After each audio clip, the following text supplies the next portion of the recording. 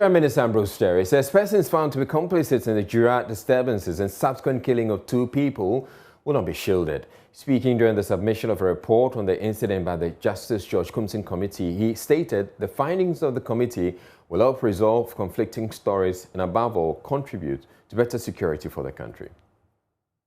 Ayawasi was regrettable. We have dealt with it and we are continuing to see how much we deal with it. And I can assure you that this committee's report would be taken seriously, and there is no chance that anybody would be listened. At the same time, the law says that you are presumed innocent until you are proven guilty. The problem is that anybody who had any lack of confidence in him didn't have a basis for that. I cannot do anything about idiosyncrasies and prejudices. I cannot do anything about that. And this is a country that's a free country, and people are entitled to their opinions. I'll respect them. But before a committee has worked, you already don't have confidence, it's premature. There is no basis for that. But can I prevent people from having those views? No. But I think that any misconceptions, and that's why I told you that there were conflicting stories and versions.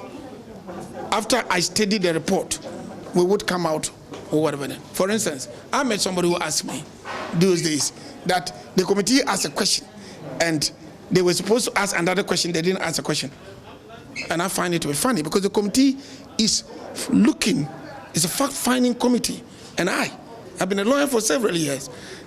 The way I question, I would ask you a question, I know what I want from it. When a committee has been set up without more, and then you start criticizing. No, I don't think that was wrong, that was right. We will study the report, and I've told you that at the appropriate time, the report will be published for all of us to read and have our own impression. On the use of the military for law enforcement duties, he says collaborations between soldiers and police have resulted in the peace and tranquility Ghana is currently enjoying. This country has depended on the collaboration between the military, the police, and other security agencies over the years. They've had 27 separate collaborative efforts and operations over the years. And Ghana remains an oasis of peace in this sub-region. So there is something that is good about that collaboration. Having said that, we are prepared and we are doing it continuously. And we take very serious measures when we think that there is some mishap that's attributable to security personnel. And you saw an example in the WAS situation where when the incident took place, within 24 hours, and I ask anybody to challenge me in the history of this country, the army commander was in war. In early 2018, I was in war with the president, and at that time, it was the case that even between 5:30 and 6 p.m., there were, armed robberies along the street. The collaborative effort has brought that under control.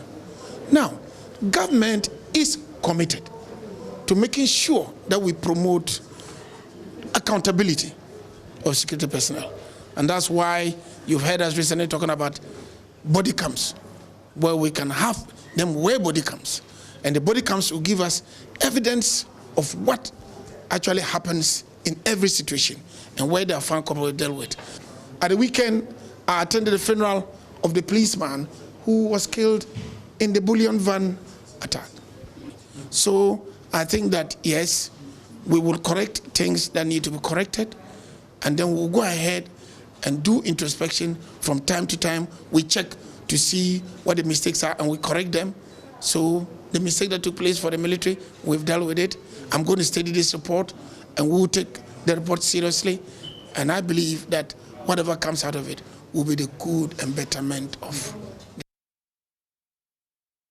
Chairman of the committee, Justice George Kingsley Kumsin, in response to the public backlash for its line of questioning of some journalists who appeared, stated the committee did not accuse the media of fueling the disturbances. We knew that it was an important but delicate assignment with a huge national expectation. We can assure you that we equally attached serious importance to it and dedicated ourselves to all issues with meticulous attention and detail, having assured ourselves that after listening to 22 witnesses and reviewed volumes of documents, audios, and videos, we have come with our findings and proffered some recommendations. These we present to you today in the hope that the government, through your good self, will give a good ear to them and try to accept and implement them. You know, our work was to ascertain the facts and make recommendations. In this digital age, we all know that anything can be manipulated. So if, let's say, the regional minister tendered a video, he was asked, "Honorable, this video, has it been altered?" The answer was no. The media man also comes, he's asked the same question, "Do you think your video has been doctored?" And he says no. I do not understand why somebody will have to construe such a question as trying to accuse the media of something wrong. No, we had no such intention. So people should discard that from their mind. We were doing our work. We were entitled to ask questions. And the question was a fair question. So we had no intention of accusing the... What do you make of assertions out there that...